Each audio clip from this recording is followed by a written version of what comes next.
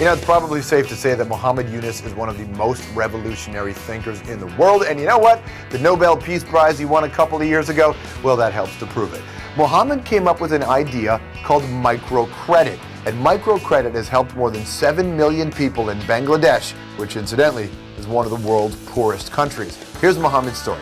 Born in 1940 in what was then British India, in 1965 he went to America on a scholarship. He studied economics. Then in 1972, back to Bangladesh to support his country's newfound independence. But development was slow, so Muhammad decided to help get people out of poverty by using economics. So here's what he did. He traveled to tiny villages and found 42 people who were in debt.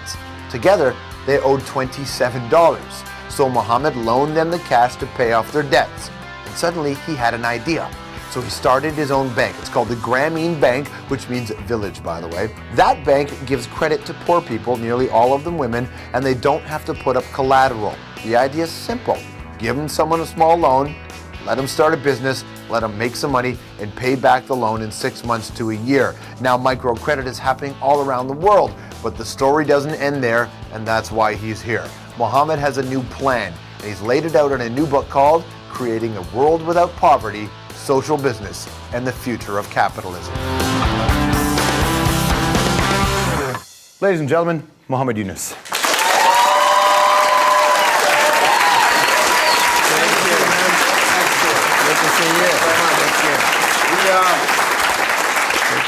You've got a new book. Yes. Last time you were on the show, you had just won the Nobel Prize. That's right. Have you had your absolute Motley Crue rock star year since you won the Nobel Prize? It's still going on. It's still going on.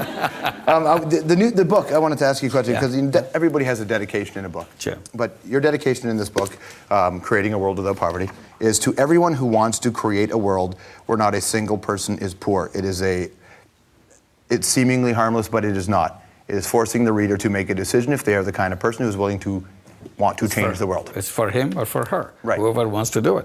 And so when you set out to create this book, was it after years of experience where you thought, we can actually do this? Absolutely, I have no doubt about that. It can be done, it can be done soon. We can create a poverty-free world. All it needs, first of all, imagine that the world can be without poverty. Mm-hmm. And once we can imagine it, we can create it. Today we don't imagine it. We think, oh, poor people will be with us, so what can I do? There's nothing can be done. Then we don't do it. So first we have to believe that it can be done, then the rest of the things will follow. Yeah, I think a lot of people look at it when we hear these staggering numbers in terms of how many people are in abject poverty and just think it's an insurmountable feat. And what you've done in Bangladesh, obviously, bit by bit can be done. But social business is a part of this. Explain social business. Okay, social business, I'm proposing a new kind of business, which is slightly different from the present business. Present type of business is about making money. Mm-hmm. The mission of business is to maximize profit. So this business is all about me. I want to get everything out of the business. So I'm proposing a parallel business which is something for everybody, not for me, nothing for me. So it's dedicated to a social objective rather than my personal objective. It can be done. It's a non-loss, non-dividend company with a social objective. We created some of these companies ourselves. Mm-hmm. And one of the company which drew a lot of attention, and I wrote about it, is a joint venture company that we formed in Bangladesh with Danone. Danone is a French company. Which sells yogurt and many other things. We created this company, Grameen Danone company in Bangladesh, to sell yogurt, but this is for a social purpose. There are millions of children in Bangladesh who are malnourished. Mm-hmm. So what we have done, we took all the macronutrients which are missing in the children, malnourished children, vitamin, iron, zinc, iodine, and put it in this yogurt and make it very cheap. Once you intend to make something cheap, you really can make it and make it available to the poor children so that they can buy and eat it. And experts tell us that if a malnourished child, eats 2 cups of this yogurt a week over a period of, say, 15 to 18 months, they regain all the missing macronutrients and they will be healthy. So it's parallel to the other business, system that is currently in place. Yes. As you know, most companies' number one goal, in fact, all of them, is to increase the value of their share for their shareholder. That's what the theory says. That's what they do. So have you found that there is an appetite then for this social business? Presently, I would say there is none expressed. Because the world that we have created, the business world we have created, there is no door like that. Once you create the door, then you see how many people want to do that. I mean, you've been doing this for a long time, and microcredit didn't just sort of happen when you won the Nobel Peace Prize. It was decades of work, and I wondered if you've noticed a change in approaching this reality, poverty. Have you noticed a change over the years? Yes, very much. People paying attention, because today, if you mentioned the microfinance, it is expanding. It's just spreading all over the world. Every single country has some kind of microcredit program or another. We even started a program in New York City recently, in January. We call it Grameen America. And we are doing the same thing that we do in the villages of Bangladesh, exactly same thing in New York City, in Jackson Heights. Right now, there are more than 200 borrowers, all women. And they take income generating activity. In loan size is minimum they have taken so far $500. Maximum they have taken is $3,500. So with that money they can improve their income situation and so on. Which is not out of line with how it's going in Bangladesh in terms of the majority of the people who are receiving the money are women. Yes, 100%. Why is that? Why is that? We focus on women because it works so much better. Women can handle money better. You don't know some of the women I know, Yunus. They do not.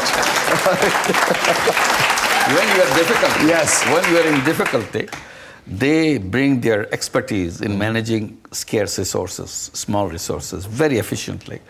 And they bring that efficiency in managing small resources with the money that we give. So they get the best mileage out of it. And when women start making money, the first beneficiary of her income is the children, right away. But it doesn't happen that way so quickly when the father is the income earner. So there are a lot of things very positive when you address the problem of poverty through women. And we have done that. As a result, we see a lot of impact in the families that we work with. Today, Grameen Bank has 7.5 million borrowers. 97% of them are women. And they own the bank. That's a pretty good little setup, isn't it? Yes. One thing you do in this book here, you talk about, almost rules to join. To be like, is 16? Is it 16 rules? 16 decisions, right. What we call. This is something which grew out of the Grameen Bank over years. Such as one of the such decision is we shall send our children to school and make sure he or she stays in school. Another one is we will not live in a dilapidated house. We'll build a new house. Right. And why is that important? This is important because the poor people live in kind of shacks, kind of dump. Which is not good fit for human living. So the fact that you raise in their mind that I can live better than this, and the first thing I do, clear it up, make it get better. So immediately psychological impact comes in. And we give them housing loan so that you go and build a new house for yourself. So that people start expecting things to happen to themselves. See, in poverty, almost all the doors and windows in your life are closed. You don't see any light of the day. So you live in a darkness of your hopelessness. There is no ray of hope. The moment you start opening a little bit of hope, people start waking up. So I can do it, I can make it. A little taste of success kind of enlivens you so much that you want to do more. You know, when I was going through this book, one thing that struck me was it was kind of a neat little bridge between left-wing and right-wing values, which I think it matches how people are. I mean, there is the idea of community and a social net to take care of each other, but very conservative in that it's not about governments as much as it is about the individual being able to step up. Have you found that when you were taking this message to different countries, that has it played along party lines, or are you finding a different receptiveness to this in some parts of the world as opposed to others? Most of the cases people say, hey, you come up with the idea where left and right and the center all eat from the same plate. Because after all, everybody's looking for solutions to poverty, to diseases, to helplessness, of disasters, and so on. And you bring an idea anybody can use. Government can use the social business too. Social business is just not meant for only for private individual. A government can run the health sector, for example, in a beautiful social business way. Housing program in a social business way. Rather than having ministry, I have a company. Yeah. Social business company. I created the company not to make money out of, is to serve the people for the good way. Would you like to be our health minister here in Canada? It's good to see you. You have a vacancy there? I don't know. Nice to see you, Mohammed. Well done. Appreciate it. Muhammed Yunus.